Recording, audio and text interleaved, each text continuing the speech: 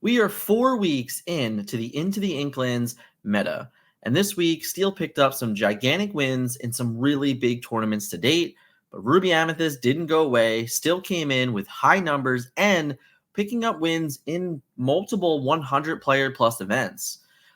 Little more diverse, little bit of differences, some new decks to even check out today, and some really core differences between decisions made by players at honestly both sides of the fence.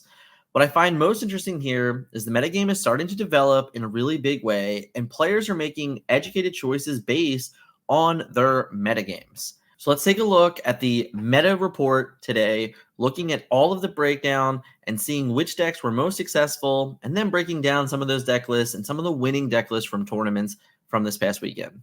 Let's get into it. The best decks in week 4 of Into the Inklands meta. Ruby Amethyst comes in with 28 top 8s. Ruby Sapphire had 16, nearly doubling where it was last week. Amber Steel and Sapphire Steel each come in with 7. Amethyst Steel with 3.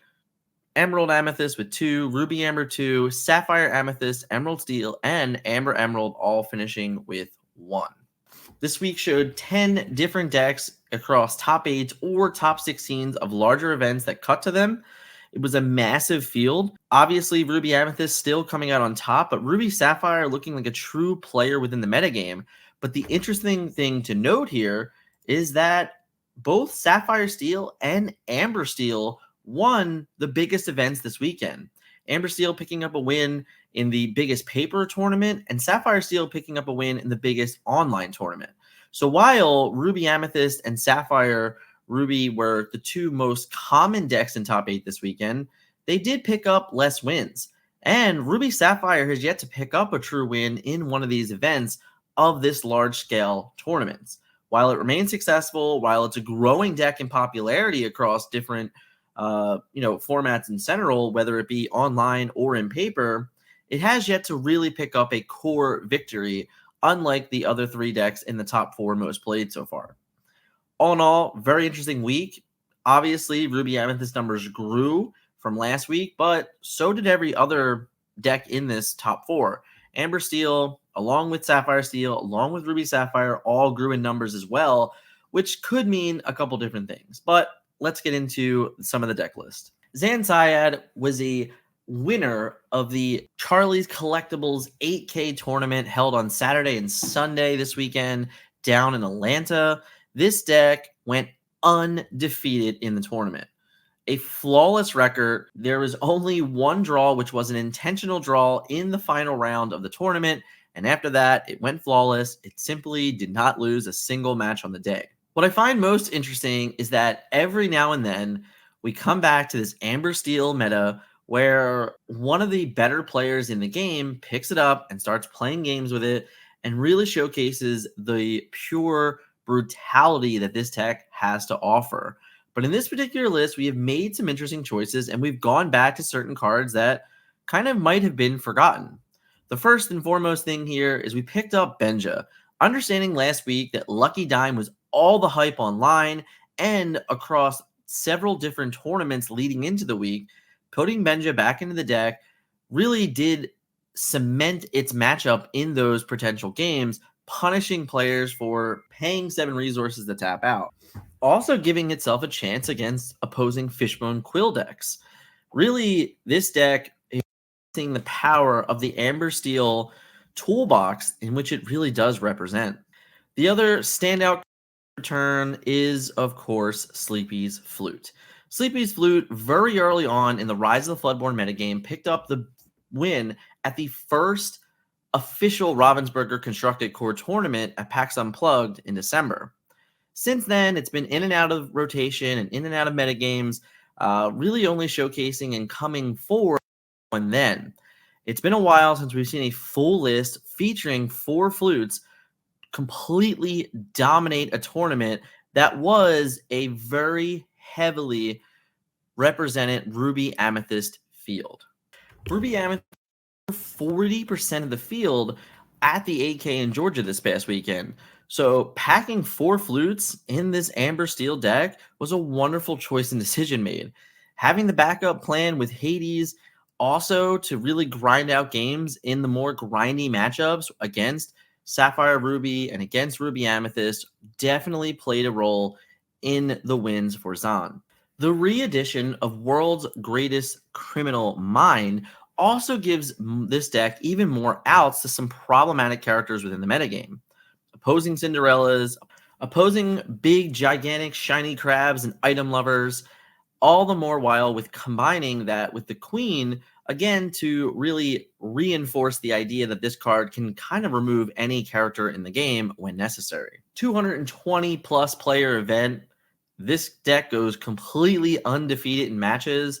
It's safe to say that this deck is really good, but it's also safe to say that Zahn really put in the work here.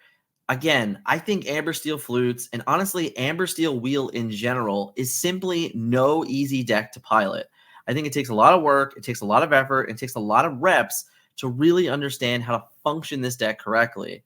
And honestly, a huge shout out to Zahn.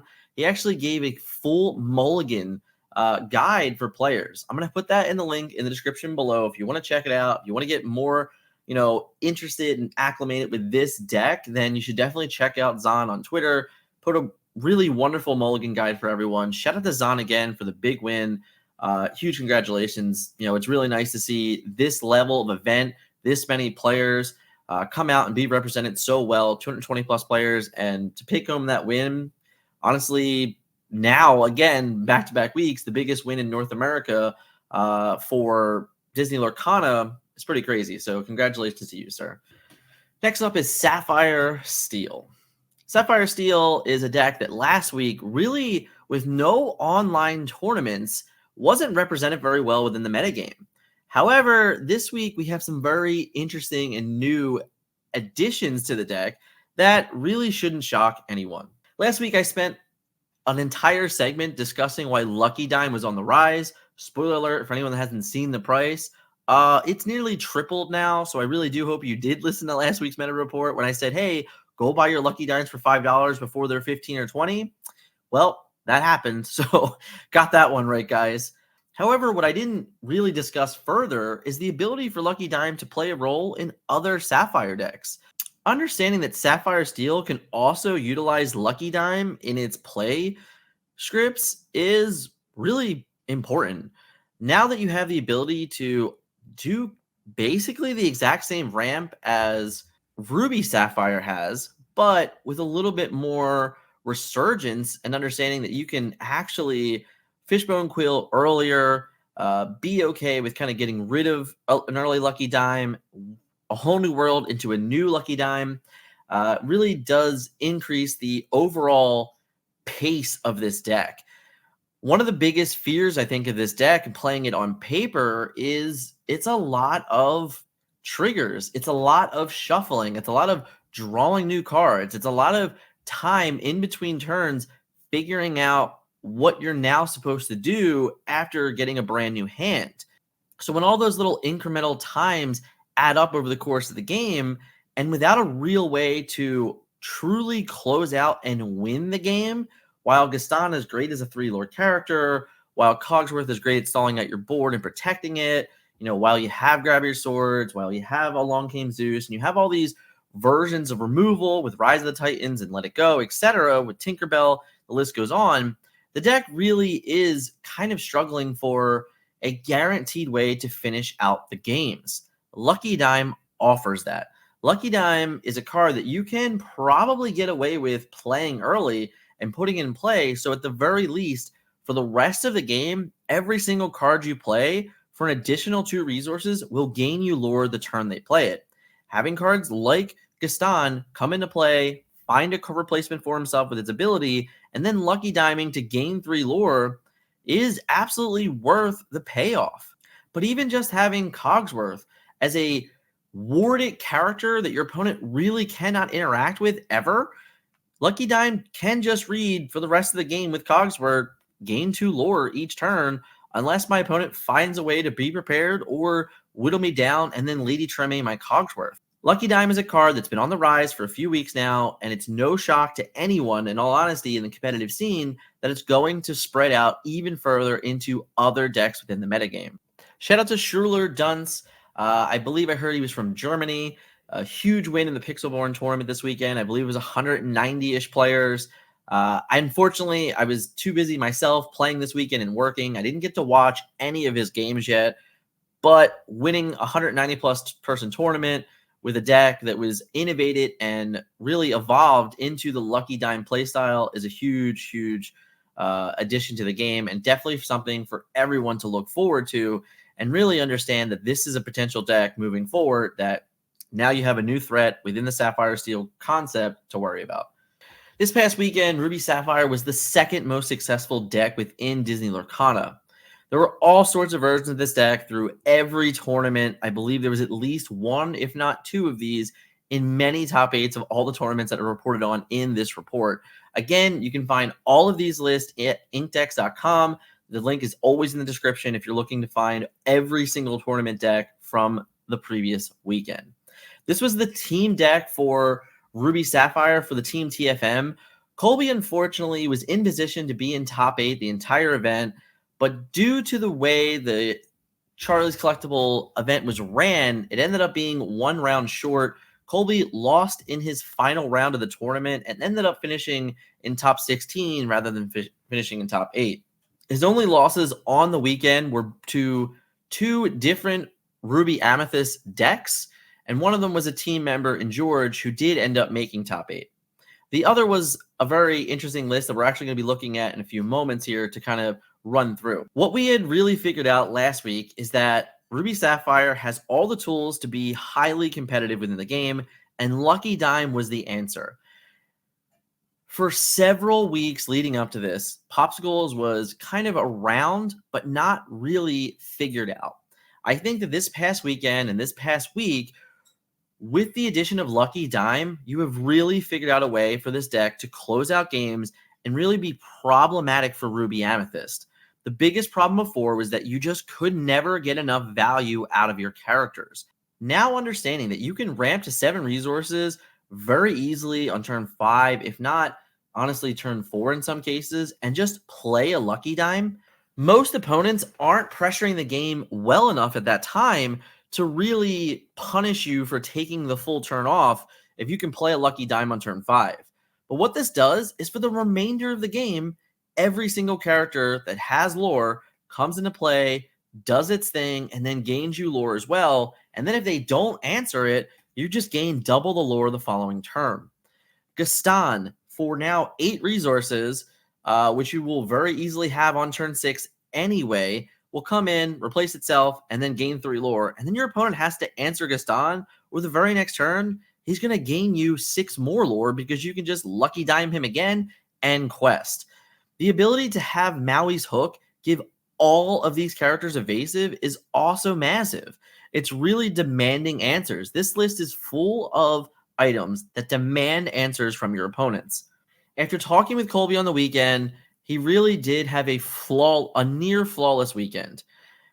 His 2 losses to Ruby Amethyst really came in interesting games and more on his opponent needing to have the answers. What I can say for certain is that a version of this deck will be within the metagame moving forward. This was our team deck for the weekend. It had a lot of success. Colby was in contention for top 8 the entire event. Just kind of took an unfortunate loss, and there really should have been one more round in the tournament. Had there been, we could have been talking about a different outcome for this particular list.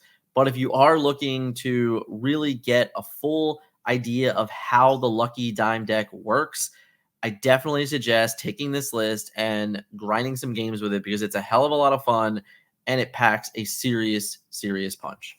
This is one of the winning decks from this weekend for Ruby Amethyst at the Carpe e Principessi event. This event was held in Italy and it hosted 118 players.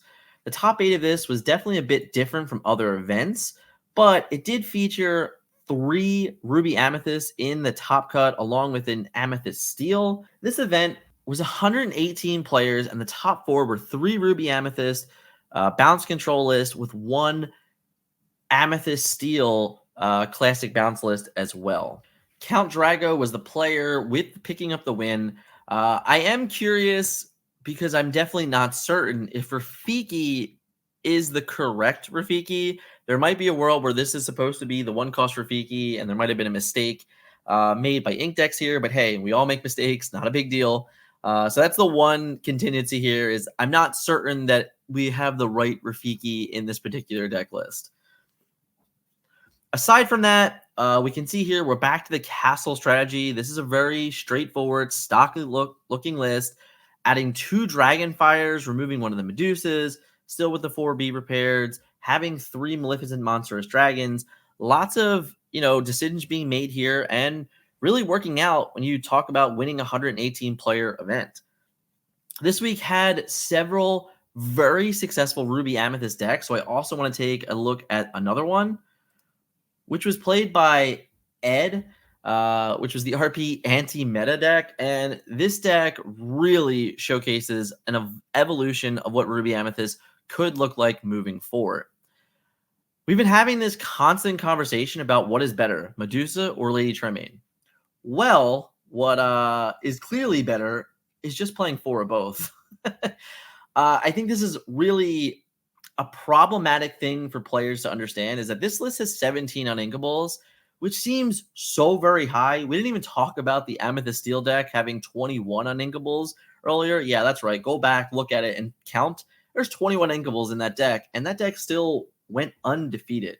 So 17 Uninkables in a deck like Ruby Amethyst really shouldn't come to a shock to anyone.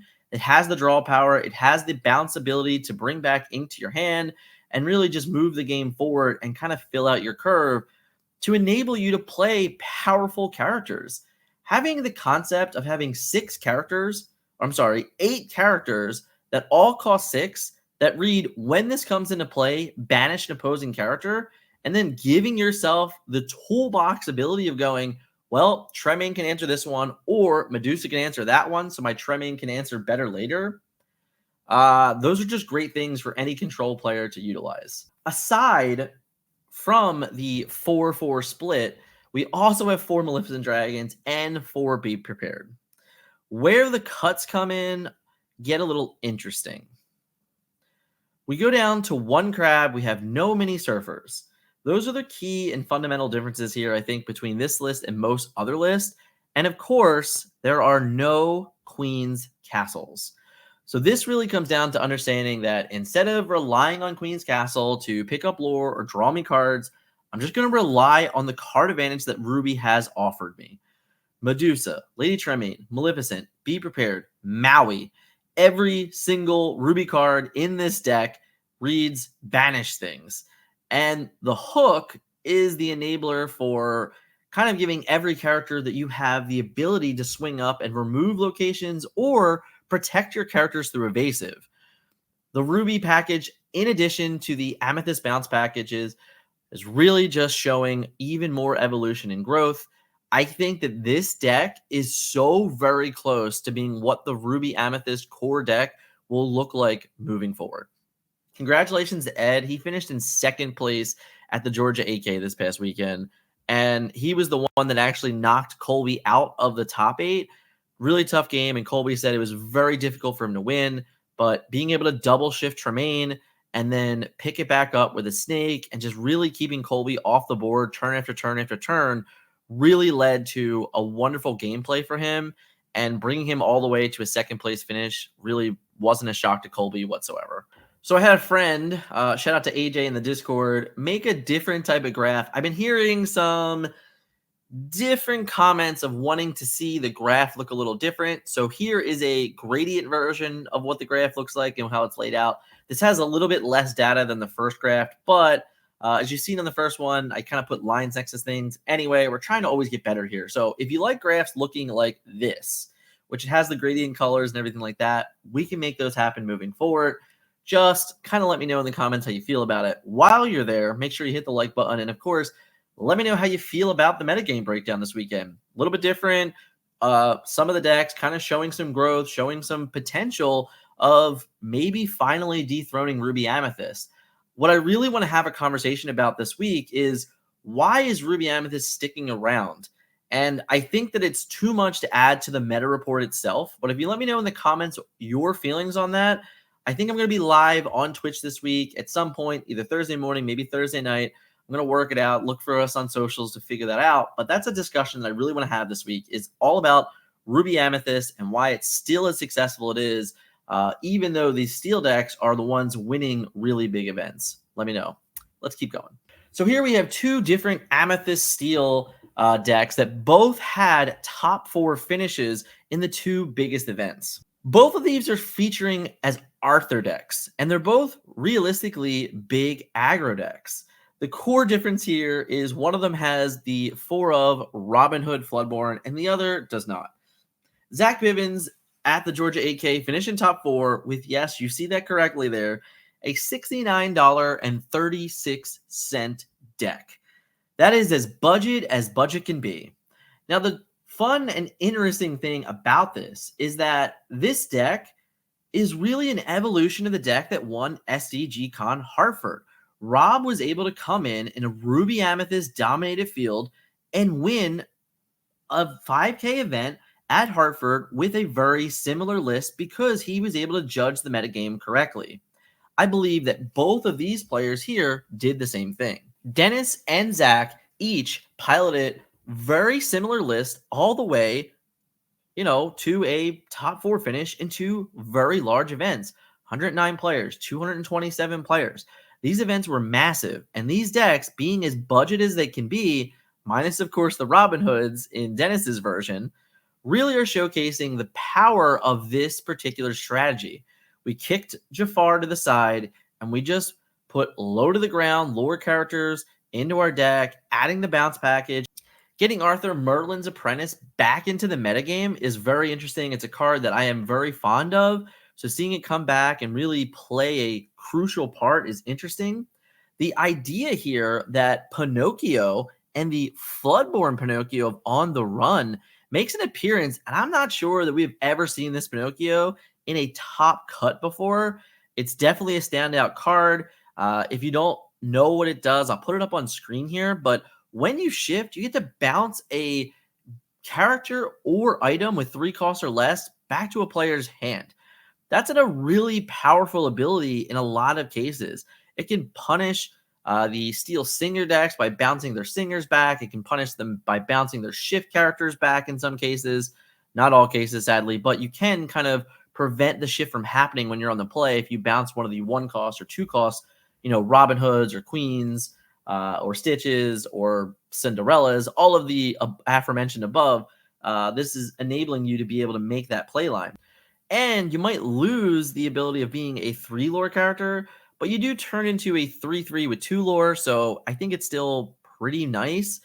The other idea is that you can still bounce it back to your hand and reuse the ability again. And of course, having 2 spellbooks in this list and 1 spellbook in Zach's, really showcasing this deck has the way to finish out games through the Madame Mim Merlin package and the finishing of spellbooks. I really like the pace of this deck. I think it's very powerful. I'd be curious, honestly, for this deck to go straight up. If you ask me, it's really difficult to not think that Robin Hood is the correct card for this deck because he's so very powerful. Strength of a Raging Fire and Friends on the Other Side are both very interesting from Zach's point of view, also utilizing Befuddles as well. We don't have any of those in Dennis's list. So the list, while similar, have some very core differences. It'll be interesting to see which version of this actually comes out on top in the coming weeks if Ruby Amethyst remains public enemy number 1. Nicholas Wiley picks up a top 4 finish in the pack event this weekend, playing Emerald Amethyst. This is a deck that we talked about at length last week as a potential threat to the metagame. And while it didn't really do very well in terms of top 8s, still picking up a top 4 in one of the larger events to date means that this deck still has a place within the metagame. The issue, I think, for this in Georgia, this particular list, and why it wasn't successful, is that 22% of the field were steel decks. And when you have that much of the field kind of preying on decks like Emerald Amethyst, it's very hard to be successful in that type of metagame. I do not know what the stats were for the pack event for him to be able to find a way into a top 4, but it looked like it was way less steel for certain, probably way more Ruby Amethyst, probably way more Ruby Sapphire as well. And this deck can really prey on those decks, specifically versions of it that kind of ignore aggro as an existence to try and make their control matchups a little bit better. As far as the list goes in general, I don't see anything really new to add to it. It looks pretty similar to the list we have been talking about over the weeks. No new kicker, no new synergy, just still playing really aggressive lore characters, controlling the hand size with Cursed Mofolks and Flynn Riders, and really pressuring opponents' resources. Of course, the addition of the bounce package to keep things protected and moving the game forward, along with a very punishing Ursula line with the Friends on the other side and Mother's Knows Best, will continue to be the way this deck will kind of survive within the metagame. However, this weekend with 2 steel decks picking up wins, I don't know if I would be playing this deck moving on in this particular weekend. It might have to wait and let steel die down a little bit to really come back and make a true effort within the metagame. A few weeks ago, Brendan DeCandio picked up the win with Amber Steel in the pack challenge. This time he brought Ruby Amber to the mix. This was definitely a very different version of a deck than we have seen before. Utilizing a few weeks ago, the aggressiveness and the lanterns and shiftiness of Steel variants to win a very large event. This week coming in with something completely and entirely different, with a package of characters we haven't really seen before in the Ruby Amber list. He finished in top 16, but there are several cards in this list that we really haven't seen much of. First and foremost, the Peter Pan 3-cost Inkable 1/3 with 2 lore and rush is a character we definitely have not seen a whole bunch of. The new Tinkerbell from Inklands as well, the 1/4 that comes into play and has the ability of Be Our Guest on a stick. Very interesting. We get a Maui the Wow in here. Shout out to my boy George. I'm sure he's happy about seeing that. And of course, a Chernabog as well. In recent weeks, we've seen many iterations of this list, and we're just continuing to see the character toolbox that this deck really has the ability to play. Also, having the one of Be Prepared is very, very interesting to me. I think a lot of players have gotten to the point where they know that this Ruby Amber deck doesn't own a Be Prepared. And since most of them don't, they just don't hesitate and they go wide against it. So you may have been able to pick up some cute wins just because your opponent overextended, not understanding how you could even answer it. And then the Be Prepared might have really punished them. I think if you're willing to go even further with that, this list, for example, only has 1 non-character in it. I think you can play Mufasa with up to 12 or 14 non-characters in it that we've seen success from in other decks. So only having the one of Be Prepared here kind of feels like a miser. It would not shock me at all if you wanted to go further than that and play 3 or 4 of them, to be honest. The WoW, to me, is really interesting. I guess if it comes off the top of Maui, it's really, really good. But I don't really get it. In all honesty, I think maybe it's just a cute addition. Without having Maui's hook in here, I just don't really understand what this character is doing over just being an inkable, where in most cases you could have just played Lady Tremaine anyway. Looking at this list as a whole, there's only 12 uninkables in this list, so playing Maui to WoW just doesn't make sense. I would have rather just played like another uninkable like Lady Tremaine, or on just so many other things. I don't think the card does anything for this list at all, so I probably just would have got rid of it. The new Tinkerbell is a really nice way to continue moving the game forward in games where you just can't Rapunzel or things like that. Maybe you can't get to a Carefree Stitch, but putting a 1/4 into play that searches you and finds you the next one is always nice. It's a card that I'm not certain is really good enough, but we'll have to see. I think it's test worthy now that we've seen some success with it. I didn't get to hear DeCandio's opinions of his deck list yet. I know he posted them. I know he streamed the event. I'll probably wait to catch the YouTube video about his list. If you haven't followed him on YouTube yet, you should definitely check out DeCandio. Another great player within the game, having successful back-to-back weeks in tournaments, really showcasing his presence within the metagame. So learning from players like that about the decks they're playing can really help you get better as a gamer. Benjamin Gibson finished top 16 with Amethyst, Sapphire. This is a deck that was kind of in the meta for a couple weeks and then went away for a few weeks. There was none of them in top 8s last weekend. And this deck did not hit top 8 either, but it did hit a top 16 in 190 player event. So it's definitely worth looking at.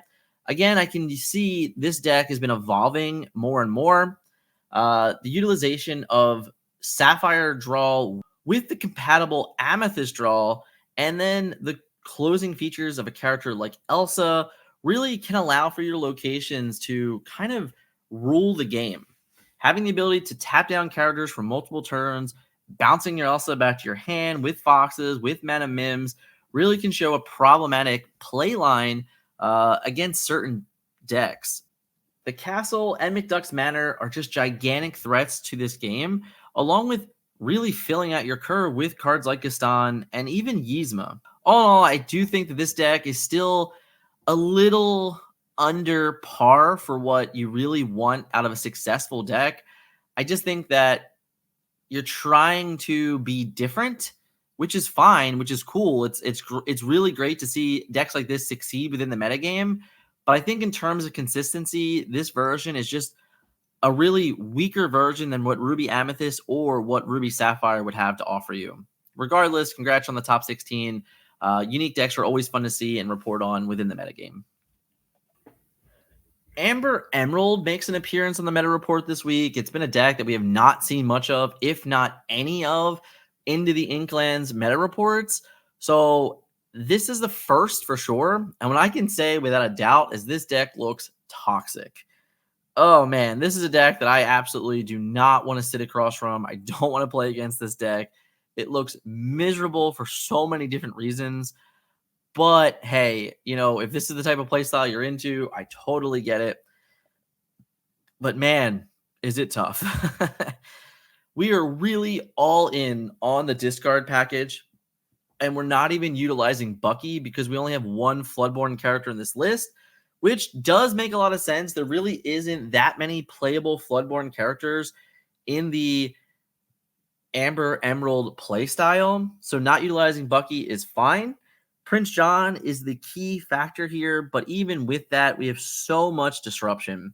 Flynn Rider is a 2-lore character that forces opponents to discard Sudden Chill, the Bare Necessities, Ursula, Hypnotize, You Have Forgotten Me. I mean, these are all just such punishing cards. It's crazy. The combination with Mother's Knows Best and Kit can also really be problematic in setting up really nice turns to also force discards. The one card I'm honestly shocked to not see in this list is Ursula, Deceiver of All. I mean, we have Sudden Chills, we have Bare Necessities, we have Be Our Guest, we have Strike a Good Match. Why don't we have Ursula? I don't know. I feel like it's a perfect card for this list. And even, I do think Prince John is the ideal play on turn 3, but I can't fathom that a backup Ursula wouldn't also be very good as another way to really interfere with our opponents on turns 4 and turns 5. Hard to say for sure, but I feel like that would be such a good addition to this deck if you're looking to make this deck a little stronger. The Pride Lands is a very interesting addition here. In all honesty, I can't even speak to what really this does for you. I know that it makes your characters more healthy, which probably helps in the steel matchups. But you're still just a 7 lore. You're still just a 7 willpower location that's uninkable. That if they just Rise of the Titans then your guys are gonna die anyway. So I don't know really how good that particular location is in this deck. I would love to know in the comments if anyone has been played with this deck, played against this deck, has had success with the Pride Lands in this strategy. I am all for hearing about it. I just don't know myself. The Pixelborn hardcore data. This is the top 50 players data in the best of 3 format, season 3, week 3. As you can see here, there was 8,542 games played. Queen's Castle Control, McDuck Manor, Ramp, A Whole New World, and Bucky Discard, along with Steel Song, is a really close top 5. Yes, Queen's Castle Control was the most played. McDuck's Manor Control was the second most played. In both of those decks, seeing nearly 1,400 or more games played. What is really interesting, though, is when you look at the differences between like the Queen's Castle control and the Bounce control. And then, of course, between the Micdoc Manor control and the Ruby Sapphire other. So the Queen's Castle control has a 44.6% win percentage, while the Bounce control has a 57.77 win percentage. Huge difference in games played, right? But what this is telling me in the data is that the players that are choosing to not play Queen's Castle are definitely fewer than the ones playing Queen's Castle, but on average, they're winning more of their games, which I think is very, very interesting. The McDuck's Manor control and the Ruby Sapphire other is also really notable here. The McDuck's Manor control is 40.47, and then it moves up to 45.83. So while McDuck's Manor has had a lot of success in paper games, in paper tournaments, the win rate for this deck in hardcore is really not where you want it to be, probably. Bucky Discard is the most alarming stat of all of this, because this is a deck that only saw one top 8 across multiple, I think there was 5 or 6 different reported tournaments on the meta report this week, and only one of them were found in top 8. But in Pixelborn hardcore mode, the deck has a very, very alarming 59.31% win rate across 587 games. So very likely that this is only a few players playing that deck, maybe playing, 100, 200 games on the same deck within a week, which is, I know it sounds like a crazy amount of games, but when you're that committed to the deck and that committed to winning, then hey, it's definitely possible. All in all, I think it's really nice to see this data kind of come together and understanding what the competitive Pixelborn players are doing and showcasing this versus like how the Pixelborn tournament came out this week, where yeah, Steel Songs and A Whole New World Ramp might have been really successful in the Pixelborn world as well, and definitely picking up wins in paper, where like a deck like Bucky Discard being the 4th most played deck and most successful win rate deck, not really being successful at all within tournaments. Another really great week for Disney Lorcana. The meta keeps evolving. It really has been interesting to see. Yes, the most successful deck still so far has been Ruby Amethyst. Without a doubt, it has the most top 8s. It has a fair amount of wins in big tournaments as well, so we don't really want to shun that either. But we have seen Blue Steel pick up big wins, Amber Steel pick up big wins, Ruby Sapphire on the rise, having lots of success, finding its way into top 8s and top 4s. Hasn't been able to close out a win yet, but it's still been very, very successful. A deck like Emerald Amethyst, sticking around in the metagame, trying to weave its way through the steel. Lots of very interesting things still happening as the meta continues to evolve. What I can say without a shadow of a doubt is, in terms of diversity, I do believe that the Into the Inklands is way better and way more diverse than Rise of the Floodborn was at all. So kudos to Ravensburger getting some of those things correct and really showcasing to players that, hey, we don't just have to play Ruby Amethyst to be successful. It's definitely a discussion that I really want to have, with other players, though. So let me know in the comments how you feel about the diversity of Into the Inklands. Again, thank you guys so much for watching today. If you're looking for more information from other players, you should check out George's report right here. And of course, if you're trying to get a little more insight of how we work here and wants to get a little bit fun behind the scenes look, my wife and I actually posted a vlog this weekend. You can check that out right there. Thank you guys so much for hanging out with this week on the Meta Report, and we'll catch you next week.